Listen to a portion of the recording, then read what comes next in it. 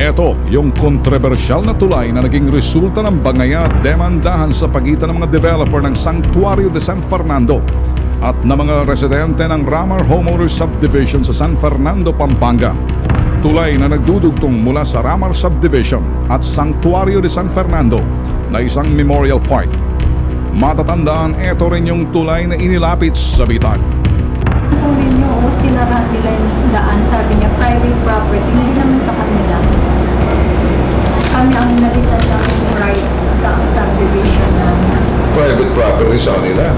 Ito po, daan po namin to eh. Saan? Ito pong ginagawa nila yan eh. Papuntang sementeryo? Opo. Sir, would you believe also na ang nag-undertake ng construction, private construction, ito po yung nakuha namin, DPWH Tarlac District. Sino nagsabi?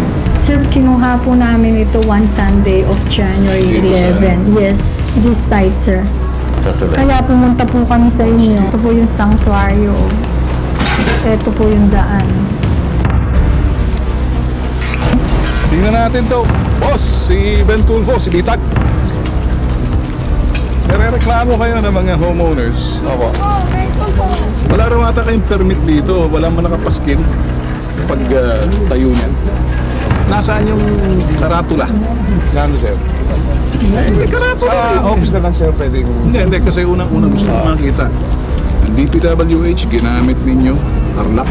Ito ba'y contract ng DPWH? Hindi, sir, private. Oo, kaya nga. May mga contractor kami. Ibig mong sabihin, yung DPWH ng Tarlac, subcontractor ninyo. Ay, hindi, sir. Okay, Elia. Tigil mo muna pagtawag sa telepono. Pwede na sila pumunta rito. Hindi ko kailangan abogado nyo. Hindi ko kailangan kung sinong talpula ng Estas Judas Barabas. Anong trabaho ng engineer pag kung sa kontratista kayo, unang dapat ninyong gawin pag medyo nagko-construct kayo ng mga kapareho niyo? Permit. Asan? Ayun! Yun, lulusot ka ngayon. Ito rin yung tulay na naging dahilan sa pagtuturuan ng sisi ng Department of Public Works and Highways o DPWH Region 3 at San Fernando Engineering's Office. Pagkahugan yan sa City Hall ng San Fernando. Kami po kasi ang mandate namin is national. Sa amin po, wala kami binigay na permit doon. Dahil hindi po namin sakop yun eh. Hindi namin po jurisdiction yun. Ang mga creek at saka mga ilog, DPWH po yun. Matapos manghimasok ang bitag sa reklamong ito, nangakong aaksyon naman daw si Mayor. Maganda yung na-brought out niyo ito sapagkat pagkakaroon kami ng galaw nito. Sapagkat ako rin naniniwala, hindi naman pwedeng basta sila gagawa within my jurisdiction na hindi kami makaka-monitor man lang or makakapakialam. So diyan namin titingnan siguro kung mayroong kailangang ordinansa without necessarily violating a national law, kung monitoring lang naman, kung pagkuha ng mga initial na papers for the final approval or disapproval or issuance or non-issuance ng permit or authority, kailangan naman meron tayong alam.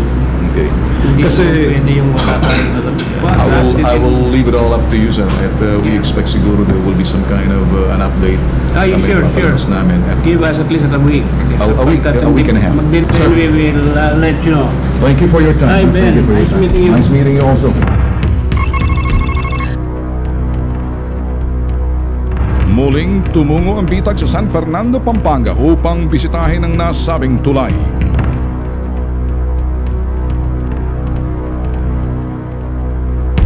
Hindi na kami nagtaka sa aming nakita. Bagamat iligal ang pagkakatayo ng tulay na nagdudugtong sa subdivision at sa Santuario de San Fernando, tinapos ng todo-todo at lalo pa itong pinaganda ng husto.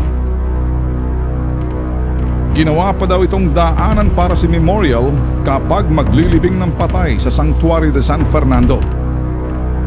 Dahil dito, lalo naghihimutok ang mga residente. Kay Mayor po, ang balita ko, nangako ata kay Mr. Tulfo na pa-imbestiga, wala po siyang ginawa action. Kayo mismo nakikita nyo, tuloy-tuloy ang trabaho, hanggang ngayon tapos na. Sa madalang salita ni Mayor, ni mga tauhan niya, May pumupunta mga tauhan niya dito, taga-munisipyo, pero hindi para pa-stop o investigato, kundi inaalalayan nila.